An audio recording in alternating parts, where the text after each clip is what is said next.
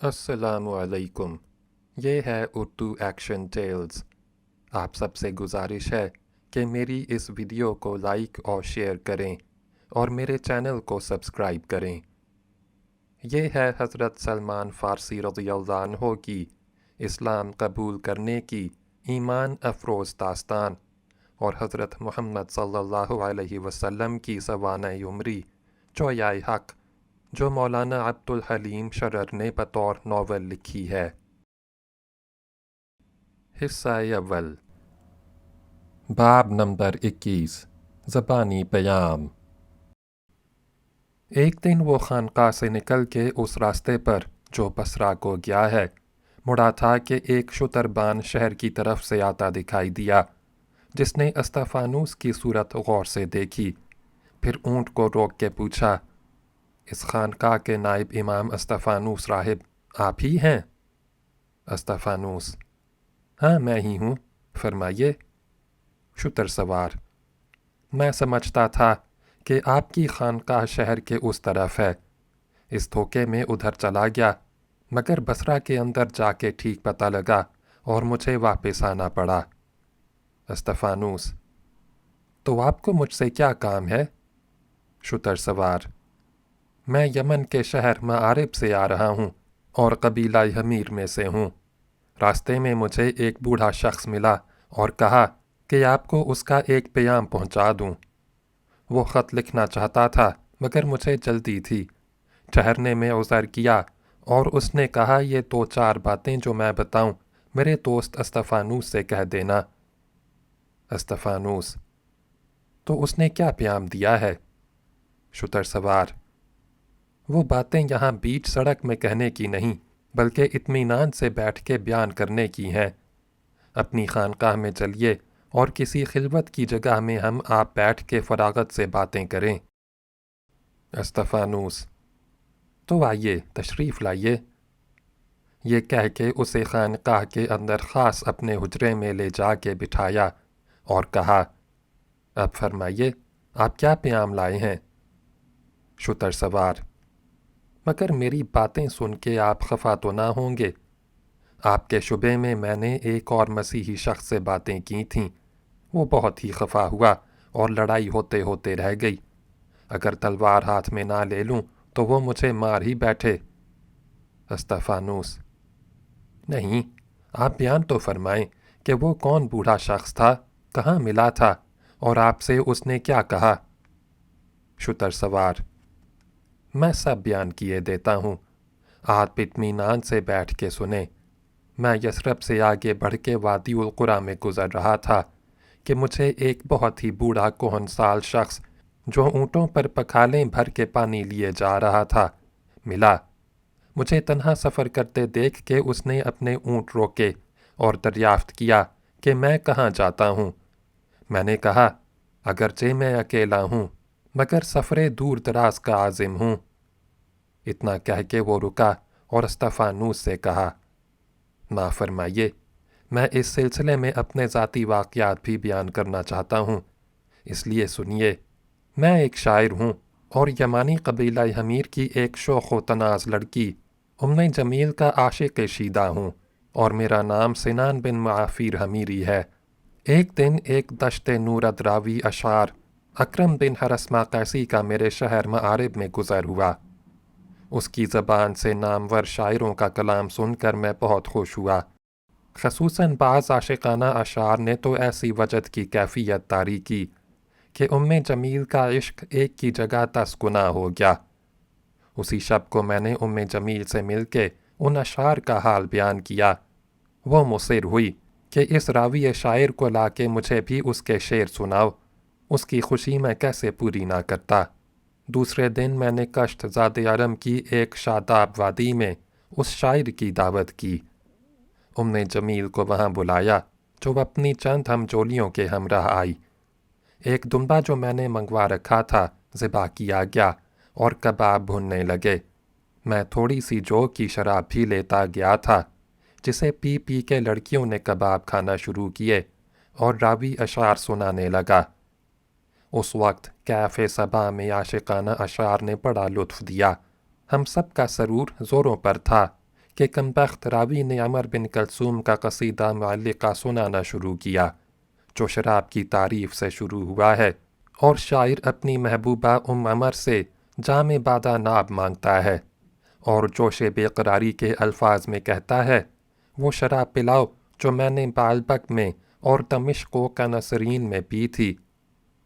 یہ اشعار سن کے جمیل پر بڑا اثر ہوا۔ پوچھنے لگی، بالبک کی شراب اچھی ہوتی ہے یا دمشق کی؟ راوی نے کہا، دمشق و شام کی شراب کا جواب نہیں، یہ اس کی صفت ہے کہ شیشے اور بلور کی طرح چمکتی ہے، اور رنگ معلوم ہوتا ہے کہ اس میں زعفران گھلی ہوئی ہے۔ یہ سن کے وہ بولی، بس اب میں شعر نہ سنوں گی، اور میری طرف دیکھ کے کہا، اگر مجھے چاہتے ہو اور میرے عشق کا دعویٰ ہے تو میرے لیے دمشق سے جا کے شراب لے آؤ تاکہ ہم دونوں ساتھ بیٹھ کے پئیں پلائیں، اور تم اسی طرح مجھ سے اس کا جام زعفرانی مانگو جس طرح عمر بن کلثوم نے اپنی محبوبہ عمر سے مانگا۔ اس کا یہ حکم سن کے ہم سب سناٹے میں آ گئے، اور جمیل نے ایسی ضد کے ساتھ اسی وقت روانہ ہو جانے پر اصرار کیا کہ اب نہ اس راوی کو کوئی شعر سنانے دیتی، نہ اپنی ہم جولیوں کو ہنسنے بولنے دیتی، اور نہ مجھے لب ہلانے دیتی۔ مجھے بھی عشق کا جوش ہوا، سب کو رخصت کر کے فوراً اٹھ کھڑا ہوا، اور بغیر اس کے کہ کسی قافلے اور رفیق سفر کو تلاش کروں، اونٹ پر بیٹھ کے گرم جولان ہو گیا اور جاتا ہوں کہ دمشق سے شراب لے آؤں۔ میرا یہ بیان سن کے وہ پیر مرد ہنسا اور کہا، تعجب ہے کہ تم سے راستے میں کوئی مزاحم نہ ہوا؟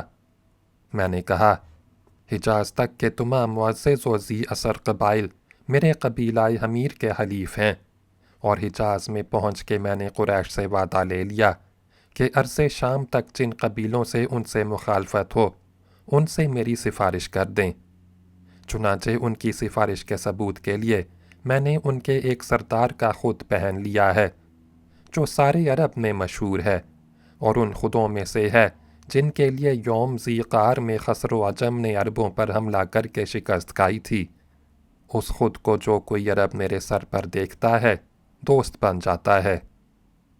پیر مرد، تو غالباً اس خود کو حاصل کرنے کے لیے تم مکے میں ضرور ٹھہرے ہوگے۔ میں شہر مکہ میں ایک ہفتہ وہاں کے رئیس ابو سفیان کا مہمان رہا۔ پیر مرد نے پوچھا، تو تم کو اس نئے پیغمبر کا بھی حال معلوم ہوگا جو بت پرستی کا دشمن اور عربوں کے تمام رسم و رواج کے خلاف ہے؟ میں نے کہا، بے شک میں نے اس شخص کو دیکھا اور اس کے حالات سنے۔ یہ سن کے پیر مرد نے کہا، تو تم وعدہ کرتے ہو کہ اس شخص کے سچے سچے حالات بتا دو گے؟ میں نے کہا، بے شک جو کچھ دیکھا اور سنا ہے حق حق کہہ دوں گا۔ اب اس بوڑھے پانی لانے والے کے اصرار پر میں اونٹ سے اترا اور وہ بھی اتر پڑا۔ ہم دونوں زمین پر بیٹھ گئے اور اس پیغمبر کا ذکر شروع کیا۔ میں نے کہا، اسے اس کے ہم وطن بہت ہی برا کہتے اور مجنون و شاعر بتاتے ہیں، اور اس قدر خلاف ہو رہے ہیں کہ مکہ کے 4 آدمی جہاں بیٹھیں گے اسی کا ذکر ہوگا، اور دشمنی و تمسخر کے لہجے میں وہ اس کی ہر چیز کے نام رکھتے ہیں، اس کی ہر بات کو جھوٹ بتاتے ہیں، اور کہتے ہیں کہ جب تک یہ نہ مار ڈالا جائے گا نہ ہمارے دین کی بدنامی دور ہوگی اور نہ ہمارے دل کو چین آئے گا۔ جو کوئی اس شخص کو قتل کرے اسے جو مانگے وہ دینے کو تیار ہیں۔ یہاں تک سن کے استفانوس نے ایک بے قراری کے ساتھ سوال کیا، آخر اس دشمنی و عداوت کا کوئی سبب بھی بتاتے ہیں؟ سنان وہی شتر سوار، یہی کہ وہ شخص ان کے دین کا دشمن ہے، ان کے بتوں کو برا کہتا ہے، ان کی قدیم رسموں میں عیب نکالتا ہے، اور کہتا ہے کہ خدا نے ساری دنیا کے لوگوں کی ہدایت کے لیے مجھے اپنا رسول بنا کے بھیجا ہے۔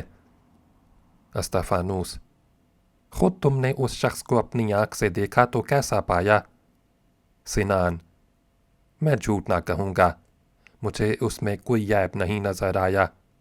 وہ راست باز سچا، رحم دل اور خلیق و متواضع ہے، اور ہر شخص کی بات پوری توجہ سے سنتا ہے۔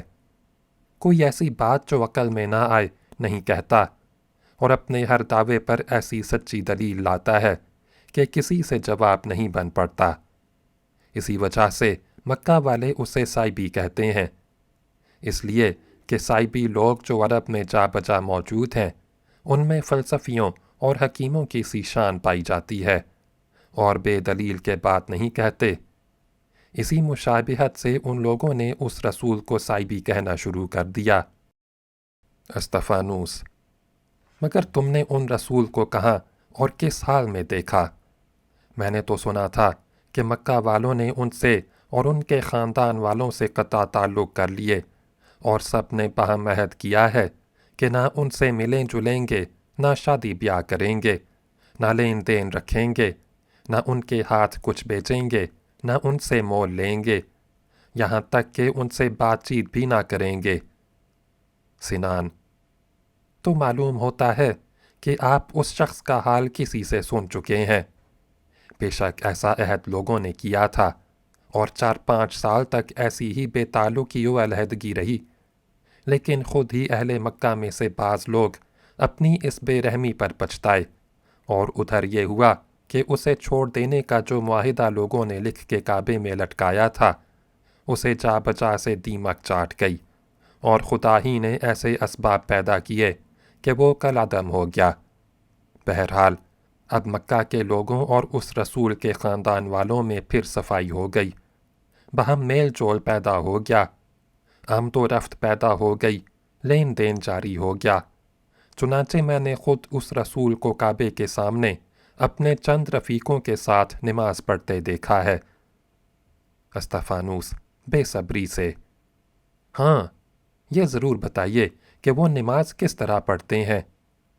سنان: نہایت ہی سنجیدگی اور رجوع قلب کے ساتھ، دونوں ہاتھ باندھ کے کھڑے ہوتے، اور اپنی ایک کتاب کے جسے وہ آسمانی کتاب بتاتے ہیں چند فقرے خوش الحانی سے پڑھ کے آگے جھکتے ہیں، اس کے بعد کھڑے ہو کے زمین پر سجدے میں گر پڑتے ہیں، اسی طرح 2 سجدے کر کے پھر کھڑے ہو جاتے ہیں، اور یوں ہی دوبارہ قیام و رکوع و سجود کر کے ادب سے 2 زانوں بیٹھ جاتے ہیں، اور دیر تک کچھ پڑھ کے ادھر ادھر دیکھ کے سلام کرتے ہیں۔ استفانوس: عبادت تو یہ بہت سیدھی سادی ہے۔ سنان: عبادت ہی پر کیا موقوف ہے، آپ کو ان کی کوئی چیز ظاہر میں بری نہ نظر پڑے گی، لیکن ہاں، آپ ان کے دشمن اہل مکہ سے پوچھیں گے تو وہ ہر چیز کو برا بتائیں گے۔ استفانوس: مگر غنیمت ہوا کہ وہ آپس کی بے تعلقی موقوف ہو گئی۔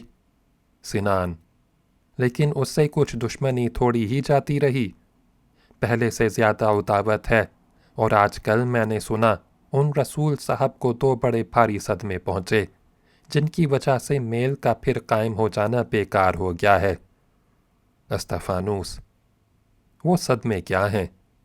سنان: پہلا صدمہ تو یہ ہے کہ ان کے ایک چچا جو ان کے حال پر نہایت ہی مہربان تھے، اور ان کی حمایت میں انہوں نے اتنی زندگی بسر کی تھی، دنیا سے رخصت ہو گئے۔ دوسرے یہ کہ ان کی محبت والی بی بی بھی سفر آخرت کر گئیں، جن سے ان کو اپنی تمام دینی و دنیاوی باتوں میں اعلیٰ درجے کی مدد ملتی رہی تھی۔ استفانوس: واقعی ان سانحوں سے ان کو بڑا صدمہ ہوا ہوگا، اور اپنے دین کی تبلیغ و ہدایت بھول گئے ہوں گے۔ سنان: تبلیغ بھول گئے ہوں گے؟ یہ کہیے کہ غم تنہائی اور بے کسی نے ہدایت کا جوش اور بڑھا دیا، اس میں کمی ہوتی تو مکہ والے بہت ہی خوش ہو جاتے، اور بجائے دعوت کے ان کے قدموں پر جا کے گرتے، لیکن ان پیغمبر کو ایسی دھن نہیں ہے کہ کسی ضرر یا صدمے سے موقوف یا کم ہو۔ استفانوس: اگر ایسی دھن ہے تو پھر مکہ والوں کا کچھ زور نہ چلے گا، اور وہ اپنے مقصد میں کامیاب ہو کے رہیں گے۔ خیر اب یہ بتائیے کہ ان پیغمبر صاحب صلی اللہ علیہ وسلم کے اور کچھ حالات بھی آپ کو معلوم ہوئے؟ سنان: اور حالات کیا کہوں، بس یہ سمجھیے کہ اپنے خیالات کے جوش اور اپنی سچائی کے ضام میں انہوں نے ساری خدائی سے دشمنی مول لے لی ہے، اور ملک عرب میں جہاں کسی کا کسی کو مار ڈالنا کوئی بات ہی نہیں، مجھے تو اندیشہ ہے کہ بجائے اپنے مقصد میں کامیاب ہونے کے کسی نہ کسی دن وہ مار ڈالے جائیں گے۔ ہاں، ان دنوں ان کی ایک نئی بات مشہور ہوئی جس پر ان کی قوم والے نہایت ہی برا فروختہ ہو رہے ہیں اور اپنی اپنی صحبتوں میں ان کا مضحکہ اڑاتے ہیں۔ استفانوس: وہ کون سی بات ہے؟ سنان: انہوں نے ایک صبح کو اٹھ کے لوگوں سے بیان کیا کہ آج رات کو خدا کا فرشتہ جبرائیل علیہ السلام مجھے بستر سے اٹھا کے اور ایک آسمانی گھوڑے پر سوار کرا کے مکہ سے بیت المقدس میں لے آیا۔ یہاں تمام اگلے پیغمبروں کو میں نے نماز پڑھائی، اور پھر وہ فرشتہ مجھے عالم بالا پر لے گیا، آسمانوں اور ملائے اعلیٰ کی سیر کرائی، جنت و دوزخ کا حال بتایا، اور پھر زمین پر لا کے میرے بچھونے پر لٹایا گیا۔ یہ قصہ میں جانتا ہوں انہوں نے اپنی فضیلت منوانے کے لیے دل سے جوڑ کے تصنیف کر لیا ہے۔ استفانوس: لیکن میں نے تو سنا ہے کہ وہ آج تک جھوٹ نہیں بولے۔ سنان: مشہور تو مکہ میں بھی یہی ہے، لیکن وہ لوگ کہتے ہیں کہ اب اس شخص کو جھوٹ کا مزہ پڑ گیا ہے۔ نبوت کا دعویٰ کرنے سے پہلے تو جھوٹ نہیں بولتا تھا، لیکن اب بولنا شروع کیا تو اس کی حد کر دی، اور واقعی ایسی بے بنیاد اور خلاف عقل قصوں کو کون مانے گا؟